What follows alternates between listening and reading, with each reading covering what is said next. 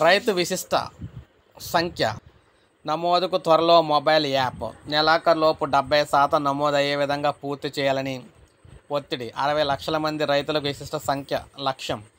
So మొత్తంగా చూసుకున్నట్లయితే farmer రిజిస్ట్రీలో రైతుల విశిష్ట సంఖ్య నమోదు కోసం త్వరలో మొబైల్ యాప్ కూడా రాబోతున్నట్లు తెలుస్తుంది. అయితే ఇక్కడ మీరు చూసుకున్నట్లయితే వ్యవసాయానికి సంబంధించి అత్యంత వేగంగా సులభంగా విశిష్ట సంఖ్య నమోదుకు మొబైల్ యాప్లో దోహదపడుతుందన్నారు. త్వరలోనే వెబ్ లాగిన్ సేవలను కూడా ముగింపు పలికి దాని స్థానంలో మొబైల్ యాప్ను ఉపయోగిస్తున్నట్లయితే తెలిపారు. క్షేత్రస్థాయిలో వ్యవసాయ సిబ్బంది విశిష్ట సంఖ్య నమోదులో వేగం పెంచడంతో పాటు నెలాఖరుకు 70% పూర్తి చేయాలని చెప్పేసి భావిస్తున్నారు. ఈ నెలాఖరులోపు 70% నమోదును పూర్తి చేయగలిగితే రాష్ట్రానికి 3వ విడత కేంద్రం ప్రత్యేక ఆర్థిక సహాయం అందుతుందన్నారు. రైతు విశిష్ట సంఖ్య నమోదులో మొత్తంగా చూసుకున్నట్లయితే అన్ని ముందంజలు అయితే ఉంటున్నాయని చెప్పారు. అయితే కొన్ని జిల్లాలు అయితే వెనకడులు అయితే ఉన్నాయని చెప్తున్నారు.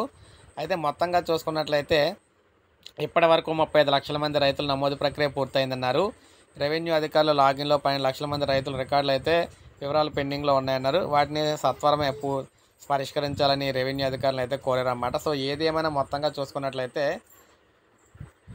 రైతులకు సంబంధించి వెంటనే విశిష్ట గుర్తింపు సంఖ్యకి సంబంధించి నమోదు అయితే చేసుకోవాలన్నమాట. అలా చేస్తేనే కేంద్రం నుంచి నిధులు అయితే వస్తాయని చెప్పేసి తెలియజేస్తున్నారు. ప్రతి ఒక్కరు కూడా వెంటనే కంప్లీట్ చేసుకోండి.